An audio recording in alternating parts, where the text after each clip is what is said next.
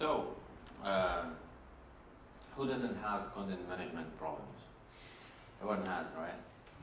That's why I spent, kind of last year maybe just working on trying to see how can we solve that problem once and for all. And pretty much the talk will be about that.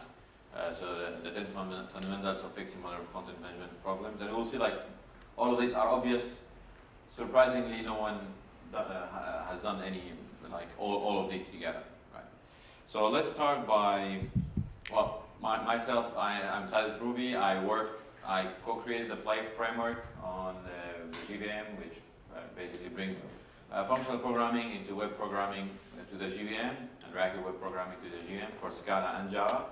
And for a year now, I'm working on Prismic.io. I co-founded Prismic.io together with the founder of Play Framework, and we're trying to solve a ton of problems with that. So, what is the problem? The problem is manageable content, right? It's basically a lot of suffering is out there because of exactly this, the management problem. Now, what does it mean that the manageable content? Well, first, what does it mean, content? Well, content is everywhere, right? We have content on websites, we have content on apps, mobile apps, web apps, any kind of apps, like even TV apps. All of them, they will have content at some point, right? And whenever we have that content, someone will ask us, like, I would like to change that content. And that's when we get into the manageable content. I would like to be able to change that content, create new content, modify it, fix it, typos, all these kind of things. That's the manageable content, right? And then whenever we get into this kind of demand, so imagine like you have your web app, your website, whatever you're working on, and suddenly someone asks you for having like manageable content, then you get like one of three choices that all of them are very hard choices. So the first one is like, okay, I'm going to hard code content in that application, and anytime you change anything, I'm going to redeploy completely or whatever, push new files, whatever kind of process that is completely not adapted for these kind of things, right? Anytime anyone has to change anything or fix a typo, he should contact a developer or an infrastructure or anyone that can push that content into production. Obviously, that doesn't work. So the second thing you can think of, like, okay, I'm going to use a content management system, right? CMSs. They're all around. They try to, at least they claim to solve the content management problem. And then, once you download that content management system and try to work with it, you'll slowly put your application inside that content management system and abandon your technology. So basically, you are a developer, web developer, app, whatever, and whatever kind of developer. You have your technology, be it like your programming language could be on the JVM, Scala, or Java. It could be Erlang, it could be Haskell, any kind of language that allows you like to Ruby, JavaScript. And then the time you decide that you want to integrate a content management system, it's exactly the time that you will abandon your technology slowly. Because the content management system comes with its own technology, its own framework, its own way of building things. So there's a problem out there, and this is exactly what we're trying to analyze. Like, what is the problem with content management system, and why don't they solve that problem? Of course, there is a third solution, which is also very, very painful. That like I'm going to write from scratch my stuff. I'm going to do my own content management. Basically, I will store things in database, I will do some editors, and I will try to make some interface for my users to be able, or for my content writers to be able to change the content. And it seems, in the beginning, it seemed like, what is it? Like it's a database, and we pull that data and we put it in forms, and that's it.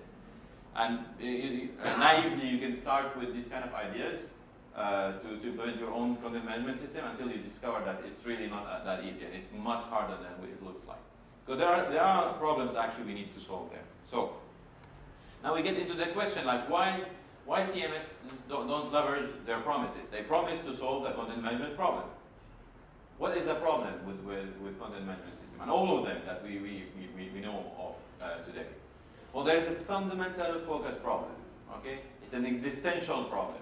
There's a flaw in the design of every CMS that exists today. in the industry.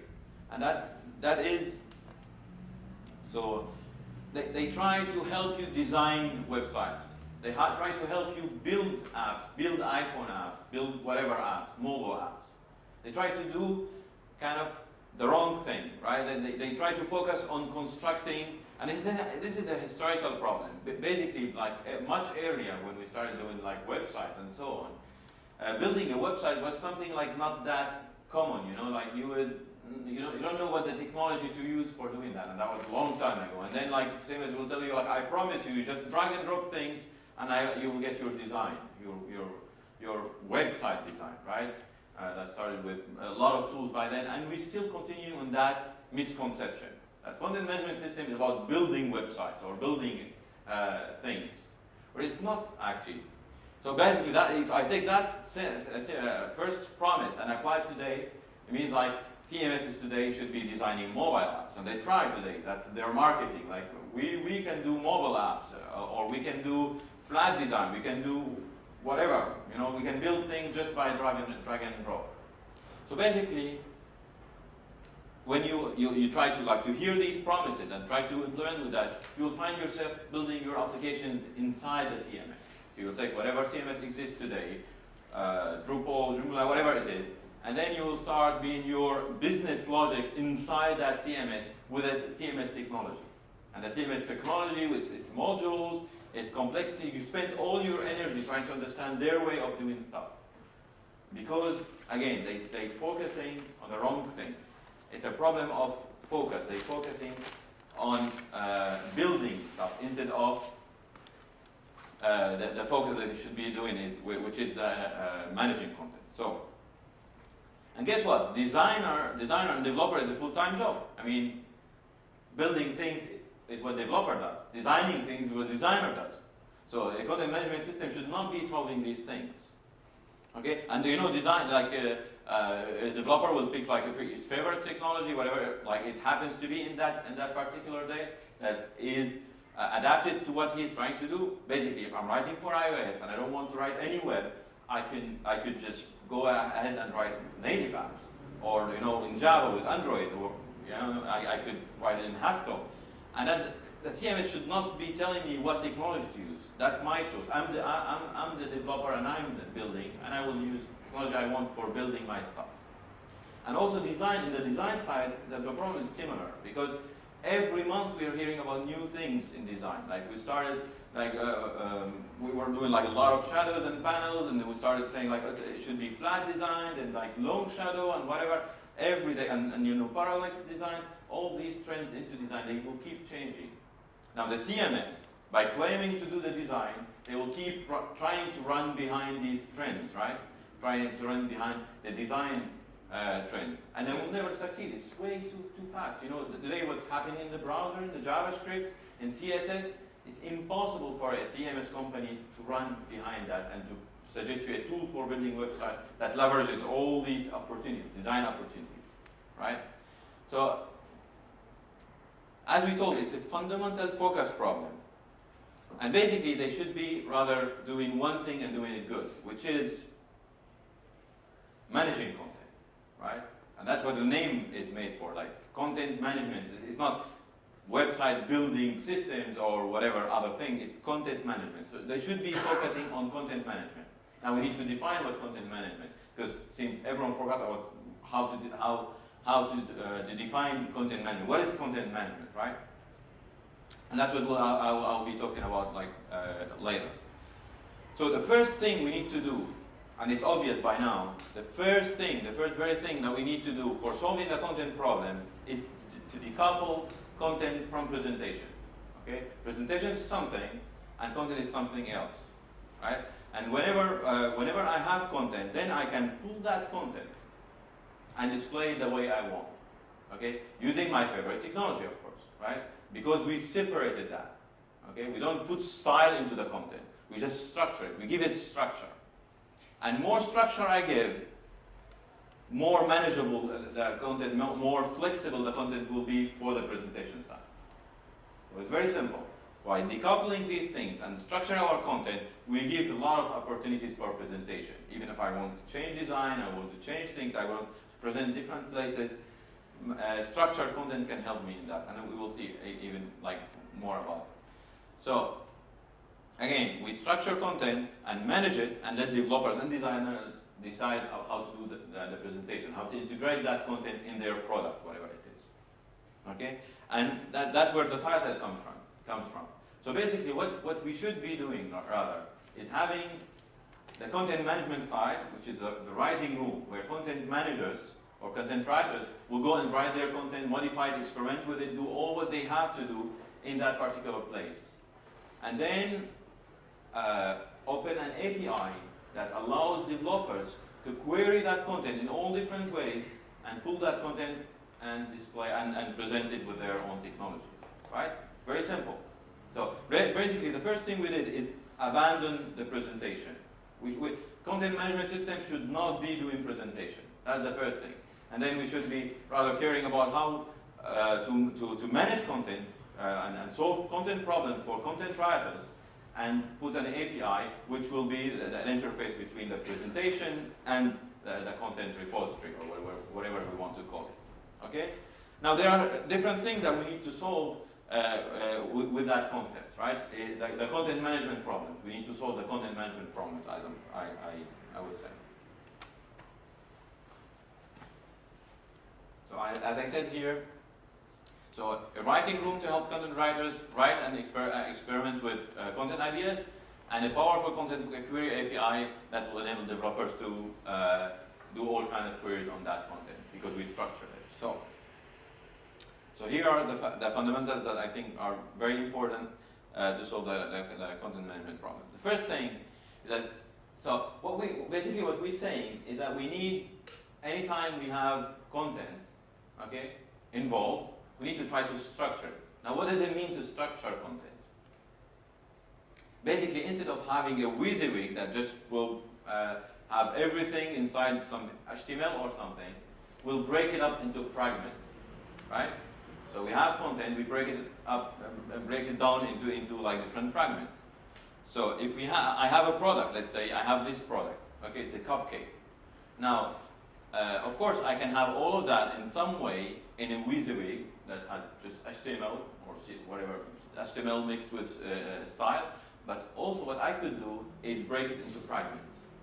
I could say like, okay, in this product, okay, what I see on the screen, I have a title, okay, and I have a short title, and I have short description, a flavor, and a main image, and the product small image. Okay, by doing that, okay, I structured my content. I broke it into different fragments. Every product now, if I say this product is exactly like we do in programming, right? We do document types. So basically, we'll do a document type out of this thing. The first thing we will do is do a document type that will say what exactly a product is for me. Once we did that, now we give it to content writers to like fill it with the real information. Now, of course, that doesn't mean that content writers should be filling ugly forms. We should not. It doesn't mean that content writers should be writing into a database console or something, right? We should also suggest for content writers a good content writer that still favors structured content. Okay, so basically where we're so we structure content, but yet we provide a very nice and comfy editor for content writers to write their content. Basically, a content writer here will see this, will say, okay, I need to write the main information, which is a product name, a write description, and then the image. Now someone can ask here, like, hey, here you got some style or whatever. It's like link. And here we got bold. Isn't it like style? Isn't it like anti-structure? Is it like implicit structure there? Well, actually, we could have metadata on the text, for instance, by saying like, this is important for me, and this is linked to another document. That's okay. That's still structure. We're not talking about style here. We didn't say blue or black or whatever it is. We said that this triple chocolate is something important, and this chocolate cream is just linked into another document. Again, we just structured our content, in some way, and we gave it metadata that could or could not be used by someone that is integrated into the presentation. All right? So basically here, if we can see in this text, we don't see the link, we don't see the import, what's supposed to be bold in here, because we just chose to ignore that metadata and we just show the text as is. Okay? Because again, structured content, we can choose whatever we want to do with that structured content. But not only that, I could, it's nice, I could write down whatever content I wanted to write down, but also when I will be adding this image, I need an image editing tool, right? Because again, for content writer, I should give them a comfortable content writer, content editing tool. So basically here I will be able to choose the image, I will be able to crop it, but we're talking about structured data. Even image can be structured in some way. So basically, I could in my document type, I should be able to say, well, I need an image, and this is a product image. However, that image, I need it in 3 formats. Okay, I need it in like 500, but I need it also as icon, 250 to 250 pixels. I need more structure, even on images. Like on anything, you should be able to structure it, because once you structure it, you give a lot of opportunities for designers and developers to use that structure.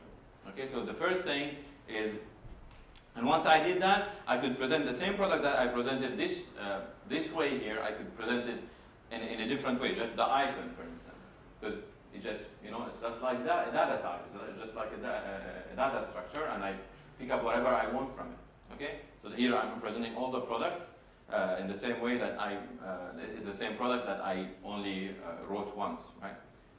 Pretty obvious. Okay, so the first thing is a content writing tool and structured content and a comfy content editor. The second thing we need to do is, versioning. So basically, for managing content correctly, we need to allow again content writers to experiment with content. And what does it mean to experiment with content? It means like if I have any document or any product, I should be able to think about different ideas of content. Like, let's try to describe this product differently and see what it looks like. Let's try to add different image, maybe crop that image in a different way. And this should not break the work of anyone, right? I could just make a new version, and since like if I'm versioning everything, I'm making a version out of any modification, then nothing is lost. I can experiment. I will not make anything lost. Everything will exist anyway, right? So that's my own version. I can do a draft, I can save it, I can get back to it, or I can just completely drop it and go back to what was happening. Everything should be versioned. That's how you enable content writers to experiment with content ideas. And also you need to be able to see what others are experimenting with, right? If there's a team of content writers that are working on something, then they need to be able to collaborate and see what each other is doing, right? For instance, here I'm working on this document. I would like to see what happened in that document since the last time I visited, and I will see like this guy. He added a few things, he corrected a few things, and so on and so on. I need to have a full history of a description of what happened, not just the versions. I need to have a comparison so that people can experiment with ideas.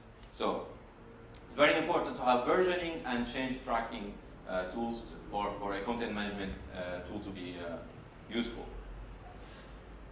Now we've talked about like different things, but like, what does it look like, managing content? Basically, it's more or less project oriented, and most of these problems they are solved for us developers because basically we give ourselves the tools that we don't give to our users. So what does it look like, content management?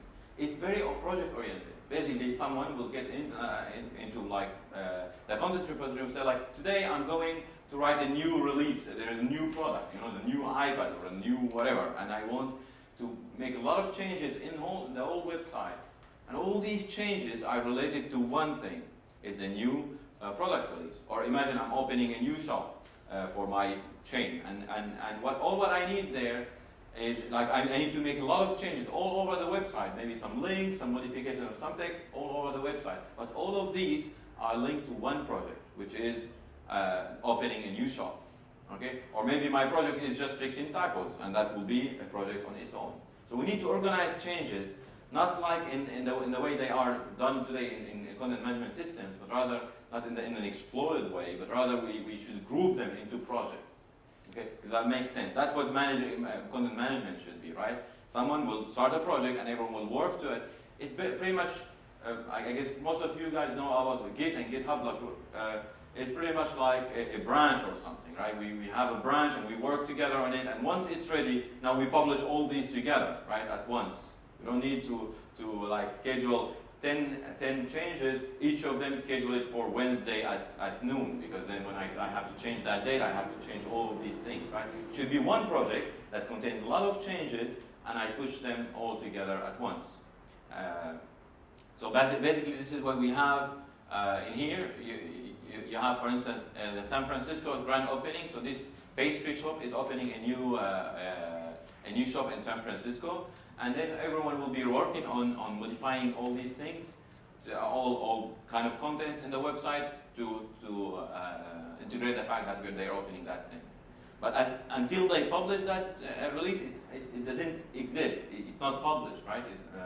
And that's also what means experimenting with content. It's like exactly what we do developers, right? We do a branch, we work on it, maybe we abandon it, maybe we publish it. That's seems to be very logical for us, but no one ever done it for a content management system. But not only that, now if I do that, it means I can see how my website will look in the future, right? Because I have all these versions of document versions, or all these changes are linked to one ref or of release. Call it a branch or whatever. Now I could tell my website, well, pick changes from that release, and then I can see my website in the future. And that's exactly what happens here. I go to the pastry shop website, and I say I choose that particular release. Well, of course, with authentication, all what it needs, and then I can see that website in the future. Of course, because I'm keeping all these versions, and I organize changes into projects. I could see also some points in the past, anything, right? I can even do A/B testing, right? Because I can have 2 or 3 or no matter how many I want of releases, and then I can do some A/B testing to see which modification is the best for what I'm trying to express. That's very easy, right? Because just you organize content and content changes in a nice way, and now you have a lot of possibilities, right? All these releases. If I can access all these, all these releases, if I organize them this way, then I can do A/B testing between 2 releases. Imagine like the San Francisco grand opening, I start like by distributing it to some limited user, like a base of users, and whenever I decide which one is the best, then I diffuse it to everyone, right? And you didn't do anything special for that. Just to organize your content in a way that allows you to do so much with it. Okay? So we got that. So now we got all of this. Also, we need some kind of collaboration. So with different, and we already explained a bit of this, but you need to be able to collaboration means like you need to first experiment with things, and then to suggest these changes to someone, and then to have some kind of approval. You know, most content management systems they will rather focus about having like 10 roles of hierarchy of roles. With 10 levels, and you know, one has to, it's kind of a process, goes from one person to another until it gets validated. But there is something that, again, as developers, we always do, I mean, most developers always do with GitHub and solutions like that, is pull requests.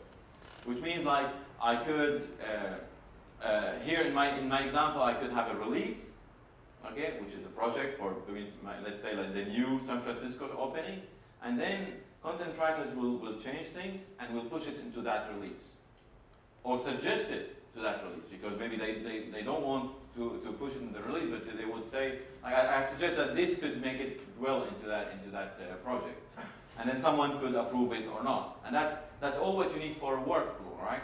People to experiment, to do their own versions of any document, and then to suggest it to someone. And that someone will be reviewing and commenting on these changes. So basically, if I have that cupcake, I will just start a new draft from that, and whenever I am ready, I could push it into a release.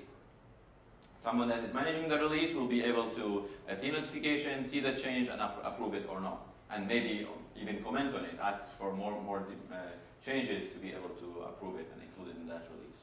Again, there's no magic there, just the fact that we organize things into releases, changes into releases, it allows us to do these kind of things very easily, right? Just someone pushes into the release, we make a new release, and then we can comment on that or include it into that project. Okay, now we're talking only about the writing room part of the concept, right? Basically, how to solve the content management for content writers. Now we said that we have also the API, right? And we also have to do some sort of things at the API level so that it solves the integration of that content for developers. So the first thing for developers, of course, it's an API. It should be like some kind of maybe web API, a REST API, but also it should be very integrated into that platform. So basically, if you do Ruby, if you do PHP, JavaScript, Scala, Java, Erlang, whatever, you should have some kind of integration into your technology, because the REST API will allow you to get that content, but then these tools will allow you to present them in some way. For instance, we showed that text that we had into the description that had some metadata. If I do some development kit, I could make some function that adds some functionality into that data. Basically, get it as raw text. Basically, so you get that data that is structured data as a JSON, and then that kit will be adding more features on top of that, like something like give it to me as a raw text, or give me the first paragraph, or give me the first title, or what have you. Anything that you could add as functionalities on top of that data that was returned by the server. And that basically you're not solving the presentation problem, but you're making the presentation problem much easier by integrating tools that simplifies the integration of that content. Okay. So I was thinking about, so we're talking here about an API browser and development kits. So there are development kits that will help that integration, but also, let me maybe like do a demo here. So if I go, for instance, to a repository here, okay, the API is basically I have some kind of browser for that API. I could search all documents that I have in that repo, and I will have like these pastries. Since we're here interested in the cupcakes, I can just choose to see cupcakes, and we see like we have some predicate-oriented queries, and if I search it, okay, I'll see these cupcakes. I will be able to browse this chocolate cupcake and see all the information. As we see here, it's really structured. So we have like the name, description, and so on and so on. And even the image we got in a different size. And even I can go, I can't see it here because it's like the resolution is huge. But I can see the JSON that I get out of the API. Now why is that interesting? Because the developer should be able to experiment with queries until he gets the query that he's really looking for that kind of presentation. Because if we get into the website, for instance, that integrates this content, I don't know what did I do. So we see here like we are only showing macarons, and here like we are showing only cupcakes, right? There are queries. Like I want here to do a query that only gives me the cupcakes or what have you. Here I should bring all the products that are featured. In this page, I'm looking. It's also a query. I'm looking for all the jobs that are available. I can do even more. I should be able to do more sophisticated searches. Like for instance, give me all jobs that are around around my geolocalization or in my city, for instance, or that open at that particular time and in my cities. You need to be able to do all kind of sophisticated queries. And also you should be able to do some full search. Like for instance, I could look for something like chocolate, and then I will find some products, but also I can find not only products, but some job offers and a blog post, because we're looking for all documents, we get this content, and then we structure them the way we want. Basically here, one search gives 3 kinds of things, 3 types of documents, and we can present it the way we want. Okay? And you need to be able to mix, basically it's a database where you can mix like full search and structured queries into one query. And that's exactly what we see right here.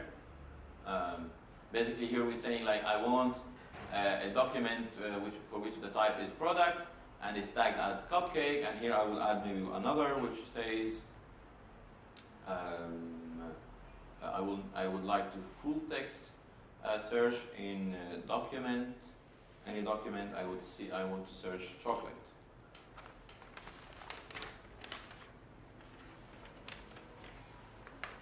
So this is exactly what we did right there, right? We want to search, to look for all, sorry about that.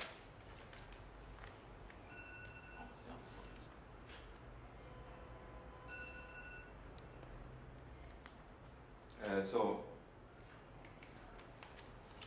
all what's happening here is that it's exactly the more or less the same. Well, here we have more queries, but you know this is just mixing several kind of predicates, and you can go on and mix others. So just we have some pre-configured queries that bring these things, and I add the full text search on top of that. And we see that all these things are cupcakes, products, and they have chocolate in there.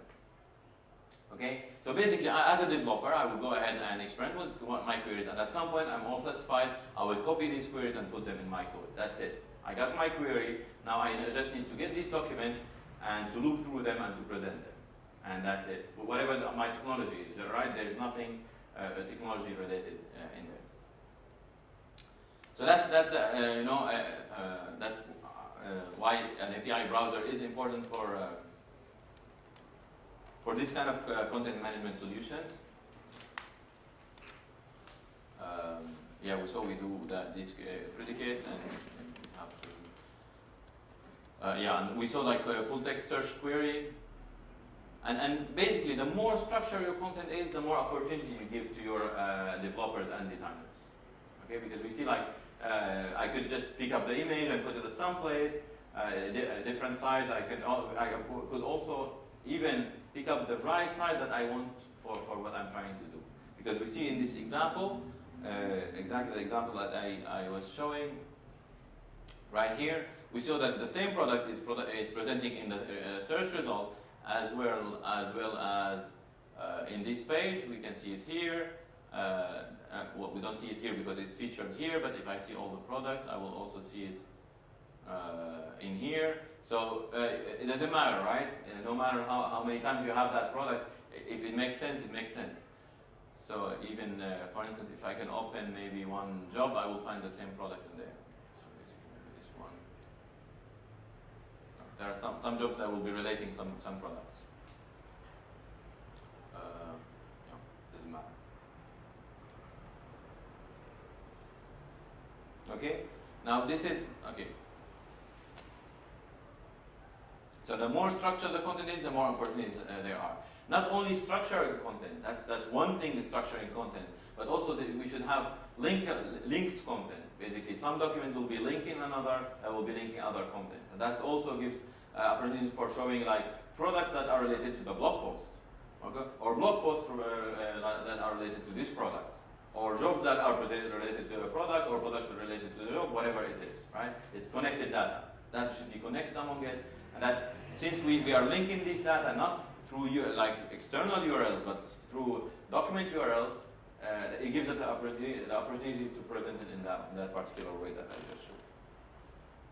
Okay, and if we see like even the editor, if we see in this example, in this example I got not here, yeah, this one. If I go back to my editor. Basically, okay, so I'll go back to my editor. So this one. The interesting thing here is also that any document, so which one? Yeah, this is the right one. So I will be showing all documents. So linked, so here I have metadata, and related products are links to documents inside the same content repository, right?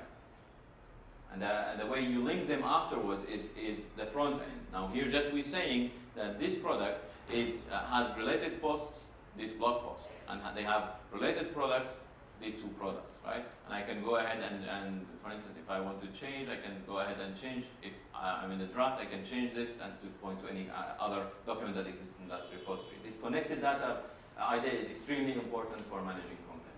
Okay? It's really crucial for doing like new modern content management. So back to. So now we got all of these things, right? For the API and the Writing-wroom side, that will help us like make it much easier, like to manage content for any kind of product, whatever it is, website, web app or mobile app, whatever the technology or deployment constraints are. But that's not it, because we know that content is central to anything. Basically, if you don't have content, you can't display what you want to display, right? If you have a website, you don't have content, the website is down with content, right? If you have a web app or a mobile app, if content is not there, you can't show the thing without content. Content is very central. It's not like a service like Twitter or Discuss or anything that you can just ignore the fact that it doesn't exist. It's crucial. It's very central to what you do. And that's why you need that kind of service to be very scalable. Okay? Basically, you need it to be to have very low response time. Okay? If it's slow, your website is slow. If it's slow, your web app or mobile app is very slow because of that service. Okay? And it's not just words, because everyone now today is using scalability and low response time and all of these kind of things. It should not be a word that you use in your market. It should be in the architecture. It should have some guarantees in the architecture that guarantee for you that this will be the case, that the response time will be low, no matter what the situation is. And there are a lot of tricks out there. I mean, I guess you guys already do it or heard of people doing these kind of things. For instance, a lot of people, I hear more and more of people doing static content. Basically, anytime they change something, they go ahead and generate the whole website. They do that because they know at least that this will be fast forever until the next change happens. Okay, but we can do this kind of tricks. Okay, for making dynamic content look almost like static content, right? But that's an architectural problem. Yeah, unfortunately, it's not very clear. So basically, we did all our repository as release oriented, and that's the key feature here for us for response time. Because anytime we do a release, we have the opportunity to zip these content changes, okay, and to deploy them as static content, as if they were, of course, searchable and all of that, but like they are not a moving content. So basically, we deploy each time we have a release. If we do deploy each time we have a release, then we can guarantee any of these releases is basically almost static. So we just have this data in memory and we're serving it. It's not something that is changing. It's in runtime, even if changes will appear simultaneously, immediately, as you have them. Basically, anytime you push a change in the release, you have the time to merge these changes, index them. We use, for instance, you could use whatever indexing technology out there, and then zip them somewhere and make a backup of that index somewhere in the cloud. For instance, S3 or something. Okay, and whenever someone wants to talk to that particular release, given the reference of that release, the identifier of that release, then we could get from the cloud, we could get that index loaded into any server and go ahead and serve it. One server or multiple servers. Since we function and we function by release, anytime you get that release, you get the opportunity to do all these things. And you see, like here, it's scalable. No matter how many servers, no matter how much traffic you got, you can spawn new servers and get these APIs, download them, and start serving it right there. Okay. And these are, of course, architectural solutions that allow, but it's a little tricks that we did in our organization of our repository that will make it much easier, like to scale these kind of things. Okay. Now, of course, one very nice side effect of having everything immutable. Basically, when we're saying like we're keeping all the versions of all changes that happen, actually everything is immutable. So basically, anytime you make a change, it's a new document. It doesn't have anything to do with the old document. Anytime you make a change, it's a new document. So everything is immutable. Okay? So everything has its own ID that never changes. Okay? Once you create an ID with a document with an ID, it never changes. And when we say never changes, it means you can cache it forever. Like the cache, you have cache semantics that last forever. Basically, I could tell the browser, go ahead and cache this forever. Every reverse proxy on the way will be caching it forever. Now, all the web is working for you. Because we got this kind of also organization of our repository. All right? So,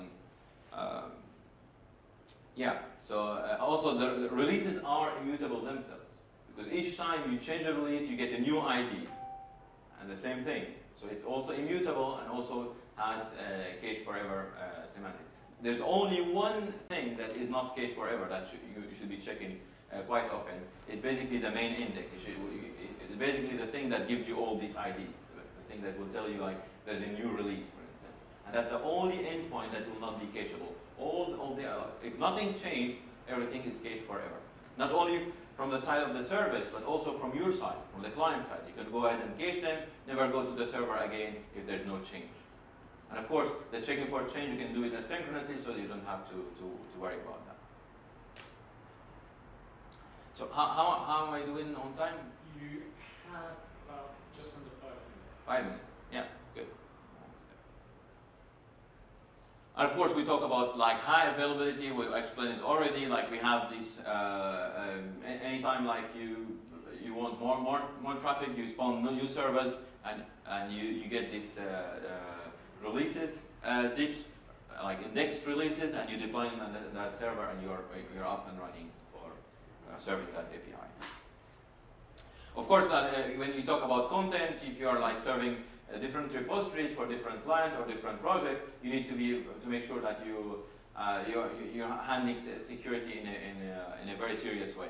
Not only that, actually, in the same repository, we're talking about different releases, so different projects. Okay, so the fact that I have a release for the new product that I'm going to release, that's a very super secret product, no one should know about it from the other things. So basically, it's basic OAuth authentication that you need to have there to give certain rights to certain developers. For instance, the developer will have the right to see only the master, which is the main ref. But you need a special authorization to see that particular release, right? And you need to integrate it in your front end. And once you got all of that, so once you've organized your content in that way, there's one last thing that is extremely important to have, is basically to get to integrate everything around content. So basically, if you see we got our editor with a document inside. Okay. Now you need to have your analytics next to that document. You need to see like how did that description of product do when I released it? How much that product sold, right? How much that product sell? How many sales, analytics, keyword analysis. So like Google, what's happening on the searchability of this document and so on and so on. So you need to have some kind of integration into that. Tool that the content management tool of all other aspects of your apps around content. Everything should be organized around content, because like today in this content is getting really central to any application, right? The way you word, the wording of the thing, the images that you use, and any tool that is claiming to manage content should integrate all these aspects around content. So that's basically it. I was planning to show you some, maybe a little bit of code, or and also some demo of our implementation of this kind of this concept. But basically, I don't guess I have any more time. So I'll take questions, and then maybe we could chat about it after the talk. Hi. So I want to say first of all that I'm really excited about what you're doing, because I basically unintentionally build content management systems for a living. We all did. Right. And I've often felt all of these things you brought up are absolutely things that most content management systems miss and are super important.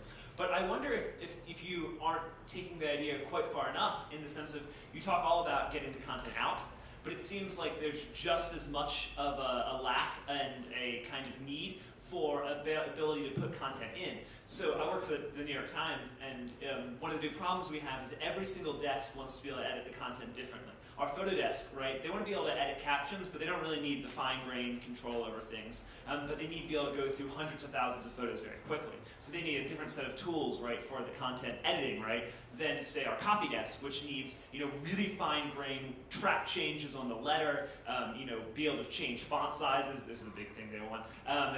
Like integrate with our style guide, all kinds of things like that, right? So what we've done is, not for part of the apps, we've built individual kind of front ends for the different desks to kind of cater to their needs. So I almost wonder if you could have 13 things or something like that, right? That content management systems need, adding on the idea of a rich API for other apps for developers Absolutely. to handle. Yeah. So this is extremely crucial. Now, what I'm trying to describe here is more like a general kind of thing, like for most, like all what you see on the web. Now, of course, something like New York Times or BBC or all these kind of companies.